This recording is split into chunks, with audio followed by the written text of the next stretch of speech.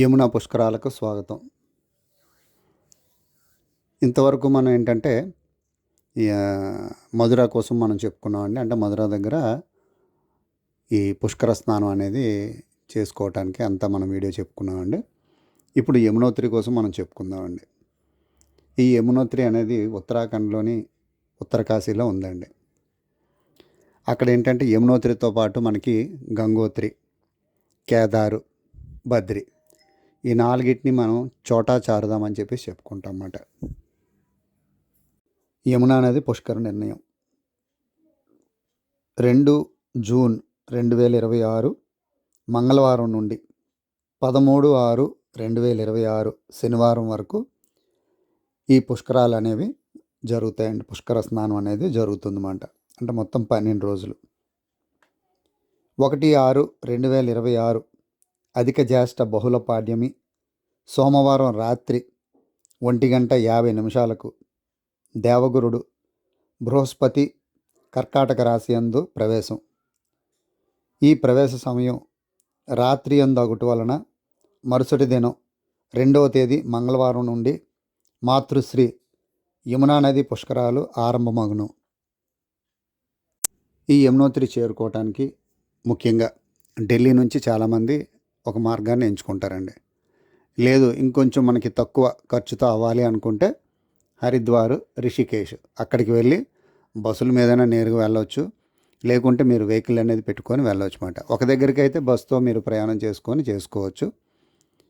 లేదు మనం 4 చోటా చారుదాం 4 మనం దర్శించాలి అనుకుంటే తప్పనిసరిగా వెహికల్ అనేది పెట్టుకోవాలండి. ఒక చిన్న కారు ఏదో ఒకటి తీసుకుంటే సరిపోతుందన్నమాట. అదేవిధంగా రిజిస్ట్రేషన్ అనేది తప్పనిసరిగా చేసుకోవాలండి. ఉత్తరాఖండ్లో మనం దర్శనం చేసుకోవాలి, ఉత్తరాఖండ్ తిరిగి రావాలి అని చెప్పేసి అనుకుంటే తప్పనిసరిగా మనకి ఈ రిజిస్ట్రేషన్ అనేది తప్పనిసరి అన్నమాట. ఒకవేళ మనం ఎవరైనా సరే హరిద్వార్ నుండి కానీ రిషికేశ్ నుండి కానీ వెహికల్ అనేది పెట్టుకున్నాం అనుకోండి, చుట్టుపక్కల అన్ని టెంపుల్స్ మొత్తం దేవాలయాలన్నీ కూడా మనం దర్శించుకునేటట్టు, అదేవిధంగా ఈ 4 యమునోత్రి, గంగోత్రి, కేదారు, బద్రి కూడా దర్శించేటట్టు మనం మాట్లాడుకోవాలండి. అవి కాకుండా మీకు పంచబద్రీలు, పంచకేదార్లు, పంచప్రయాగులు ఇవి 3 రకాలు ఉన్నాయండి.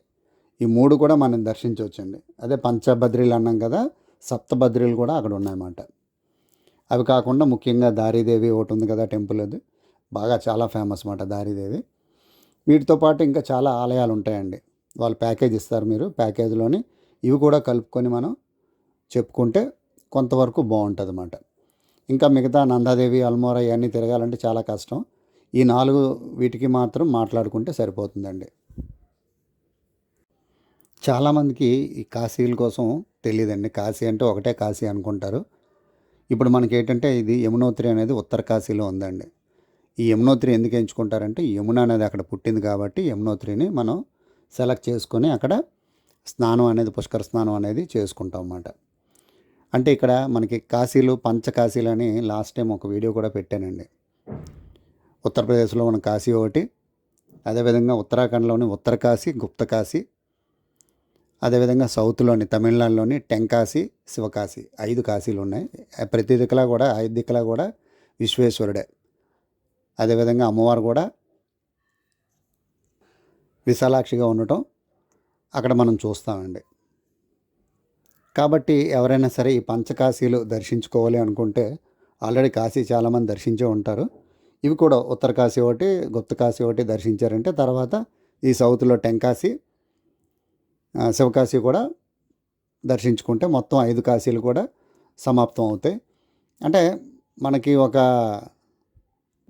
కాశీ యాత్ర అని అనిపించుకోవచ్చు అన్నమాట. ఈ పంచకాశీలు దర్శిస్తే మనం కాశీ యాత్ర పూర్తవుతుందని చెప్పేసి అనుకోవచ్చండి. తర్వాత చార్ధామ్లు అనగానే కొంచెం కన్ఫ్యూజ్ అవుతారండి. చోటా చార్ధామ్ ఉంది, బడా చార్ధామ్ కూడా ఉన్నదన్నమాట. ఈ చోటా చార్ధామ్ అంటే అందరికీ ఇప్పుడు తెలుస్తుంది. ఉత్తరాఖండ్లో 4 కలిపి చోటా చార్ధామ్ కింద చెప్పుకుంటాం. అదే బడా చార్ధామ్ అంటే మన మ్యాప్ని మీరు క్లియర్గా పరిశీలించారంటే తూర్పు దిక్కున ఒకటి, ఉత్తరాన ఒకటి, పడమర ఒకటి, దక్షిణాన ఒకటి అలా ఉంటాయన్నమాట 4 కూడా. ఒకటి పూరి, రెండవది తమిళనాడు దగ్గర మనకి రామేశ్వరం, తర్వాత బద్రీనాథ్, తర్వాత ద్వారకా. ఈ నాలుగు దిక్కుల్లో ఉంటాయన్నమాట.